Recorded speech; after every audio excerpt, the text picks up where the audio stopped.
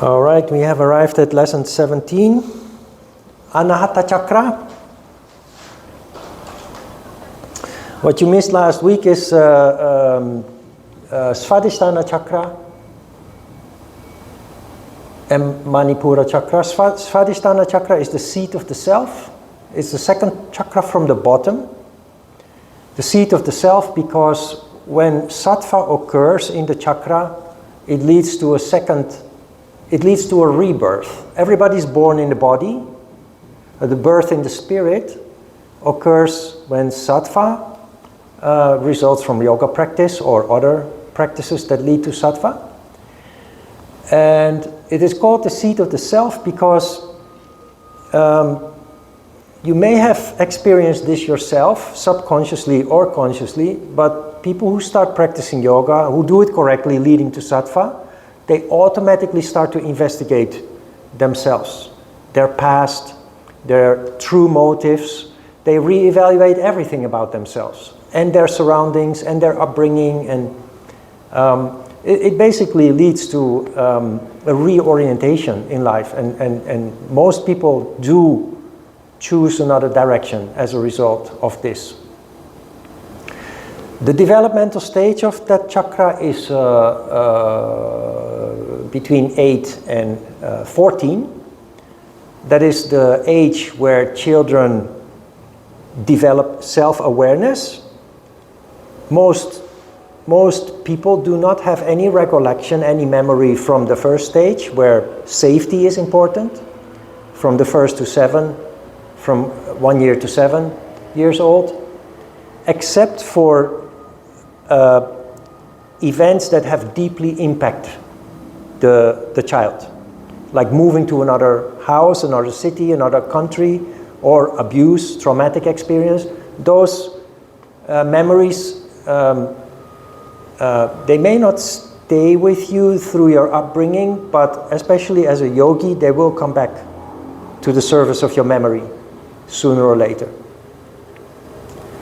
It's the time that children stand in front of a mirror and look at themselves and think they have a weird nose or strange ears, or they become very self-critical and also develop an attraction towards other people, either the other sex or the same sex, depending on preference. Manipura Chakra is very important. It is the third chakra. It is the city of jewels, is what it means. And it is called that because it is the one chakra that is always brimming with energy. And it is also considered to be the power plant of the human being. It is where not only all energy originates, but it is also where all action starts. Every impulse, every action, every reaction starts within Manipura Chakra, starts with a burst of energy in Manipura Chakra. It is the center of ego and ambition, and developmental stage is between 15 and 21. It is the time of puberty, the time of asserting yourself. That is why youth in puberty become assertive. They become stubborn. They start to argue with the parents and other authority, teachers, and so on.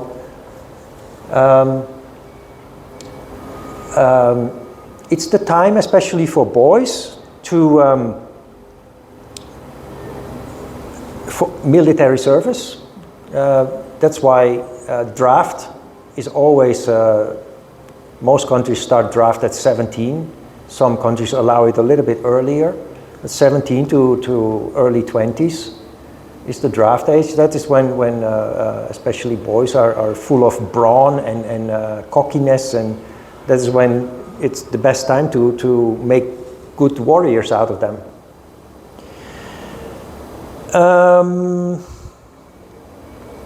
Yeah, that in short is the two chakras we had last week. The kriyas we will come to after the asana practice. And now we have lesson 17, Anahata Chakra.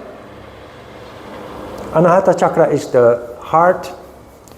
It means incessantly beating center, the incessantly beating center. The heart constantly beats day and night, 24 hours a day, from the moment you were born until you die.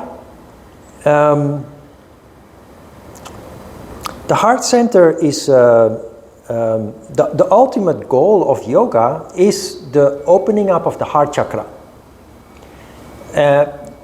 You can see the relevance of this or the importance of this in religious drawings, religious paintings.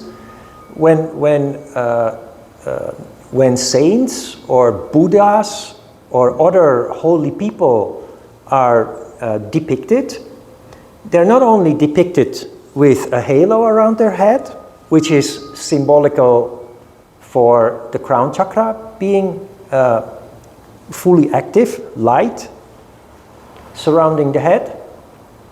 So it refers to consciousness, wisdom, insight, intuition, all the wonderful qualities of the crown chakra.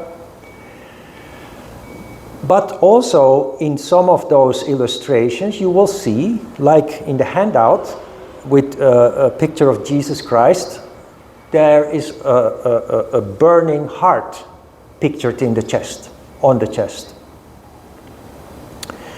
The heart, I mentioned before, is directly linked and a representative, basically, of the crown chakra. So the crown chakra is outside of the body, above the head.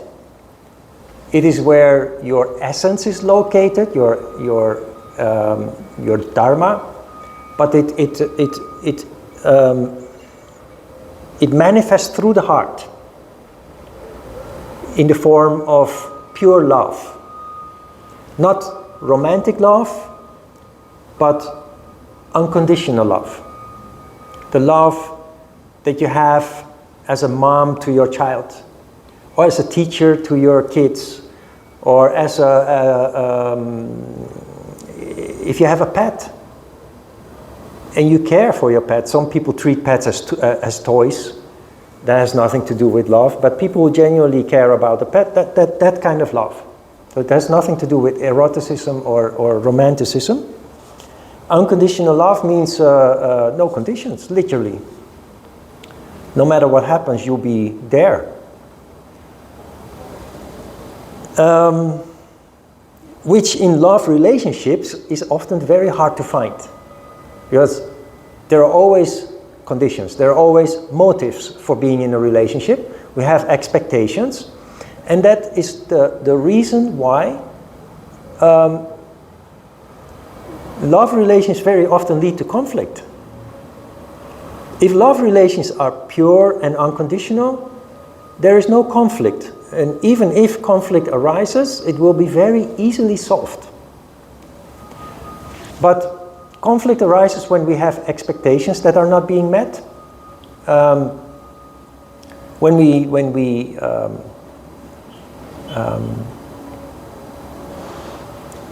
When there is suspicion, where were you? Who were you texting with? Those kind of things.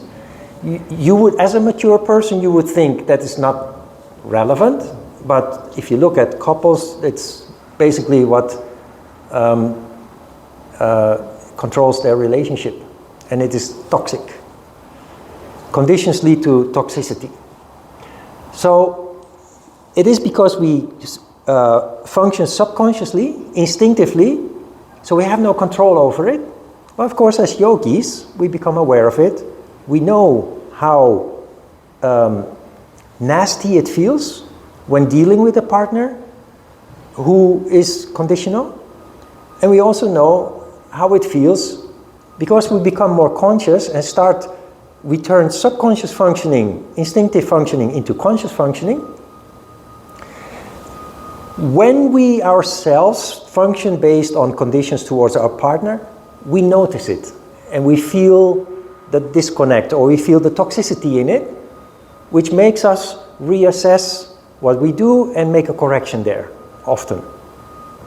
When we don't, we find ourselves in a conflict that we, in hindsight, know we could have avoided. So unconditional love, very difficult, but actually very important. It means that you accept your partner as they are. It also means that if it ends up being better for your partner to go their own way, you will actually support that, as opposed to the blame game. Or you're going to abandon me, or you're going to this and that, and you know, the games lovers play. No, support that, because you know, probably from own experience also, if you stay stuck in a relationship, you stop growing and your spirit dies. So if it appears to be better for your partner's development and spiritual health to take distance from you, you should. Not should, but it's better to actually support that. Trying to hold on will make the separation more likely to occur. Allowing freedom will make it more likely for your partner to stay connected with you. Maybe with a little distance or on a regular basis, but with respect and love. So very difficult, very complicated, but beautiful if we're capable of doing so. The heart is also the location where it is possible to make wishes come true. I think I mentioned before that the heart has a secondary chakra. We call it a secondary chakra that is called Kalpataru. The Kalpataru translates as the wishing tree or the tree of the wish. Because of this quality, that if your wish is pure and you hold on to it, it generates a vibration that is out there that will sooner or later put the pieces of the puzzle into place that are fit with your vibration, and your wish will manifest. That can take years, sometimes decades.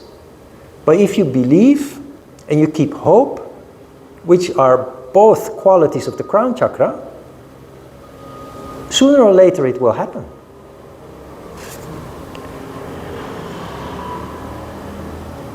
People who have no crown chakra activity, they want things to happen in an instant. The problem with that is we violate all the yamas. Non-violence, non-lying, non-stealing, non-desire, and chastity. We violate all those principles to get what we want in an instant. But if we function based on the crown chakra, there are no violations, everything is much more harmonious, much more sattvic.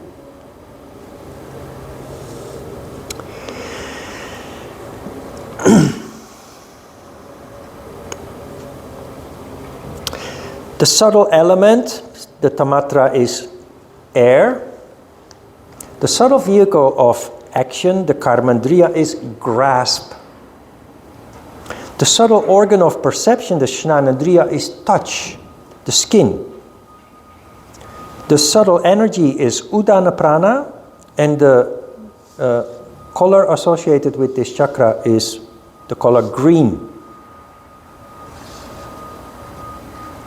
Touch, subconsciously, is very important in how we feel. That is why children like to have a teddy bear, especially if it's soft and fluffy. And they put their thumb in their mouth or one of their fingers and they hold on and they feel very comfy as a result. Touch of soft things. Adults like silk sheets, or silk woolen sweater, or what's this fancy wool? Cashmere, those wonderful soft materials. We love those materials because unknowingly or subconsciously, it harmonizes the heart chakra. It causes a sense of what is the English word? You feel, well, comfort comes closest. A sense of comfort. Not only children with a teddy bear or another piece of cloth. Not all children like teddy bears, but they like another kind of piece of cloth. They use that to stimulate the heart chakra. Feel comfortable.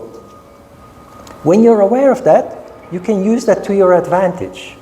Surround yourself with materials that feel pleasant. I hardly ever have clothes that are not made out of natural materials. I try to, everything that you can, I try to get made out of cotton or wool. It's more and more difficult these days because there's so much synthetic materials woven into even natural materials, but as much as possible. As soon as I put on a shirt that is made from synthetic materials, I start to sweat. It makes me feel uncomfortable. It doesn't feel nice at all. And it is not subtle. It's very obvious.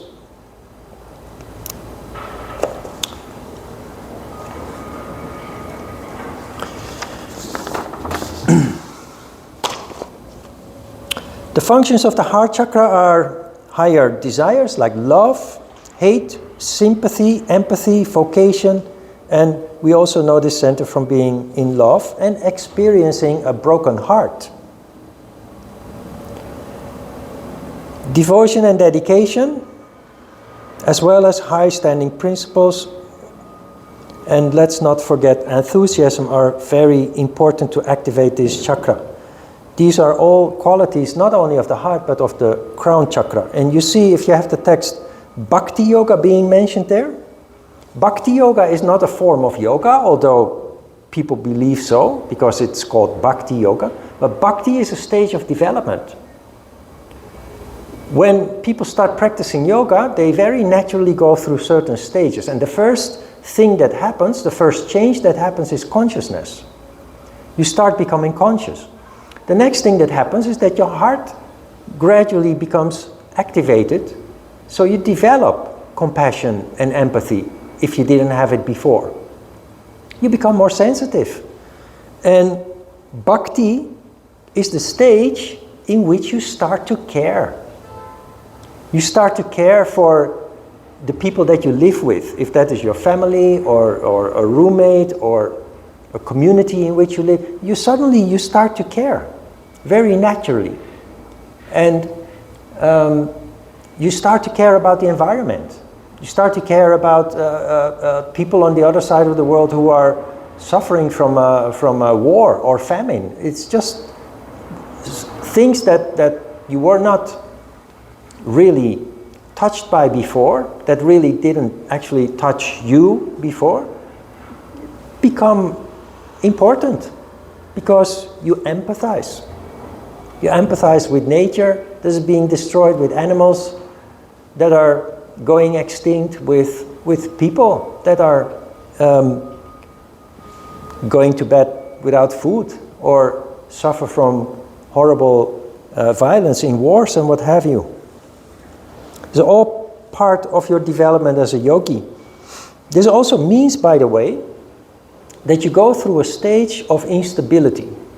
Yoga seems to be everything about sattva, about harmony, stability, what have you.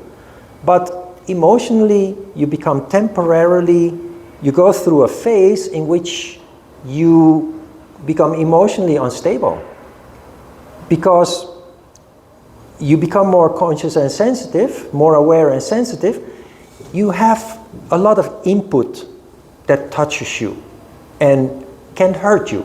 If you're not aware of that, and many yoga practitioners practice yoga without actually studying what we do here, they suffer a lot because of that. And throughout the years, I've had people contacting me by email or coming to me at the introduction workshop and almost crying and saying like, teacher, I'm practicing yoga every day. Some people say I practice yoga twice a day, in the morning and at night. And I'm supposed to feel good, and I do feel good, but why do I want to cry all the time? Why do I feel so sad at times?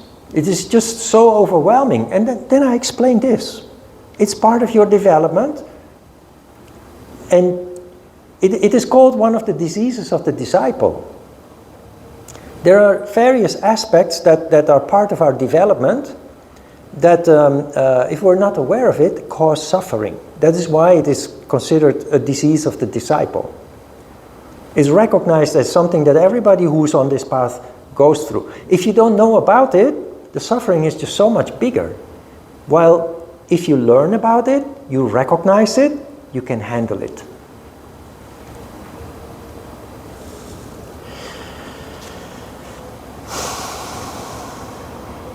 The developmental stage of this chakra is between the age of 22 and 28. It's the age of ideals. You can see that people in the previous stage, Manipura chakra, between 15 and 21, those are the ones that are rioting when there are riots with violence. People in the stage of this chakra, 22 to 28, they go on the barricades, but usually non-violently. They protest, they stand up for ideals. You will see with the next chakra, very interestingly, that people then completely flip into the next development, which is settling down and starting to become concerned about the future. So what happens is that the people that are on the barricades protesting the government and the policies and what have you, they become in the next stage from 29 to 35, the throat chakra, they become the policymakers. They enter into managerial positions in political, local and national government. And they are the ones being protested by the ones in the previous stage of development. This is a very interesting observation.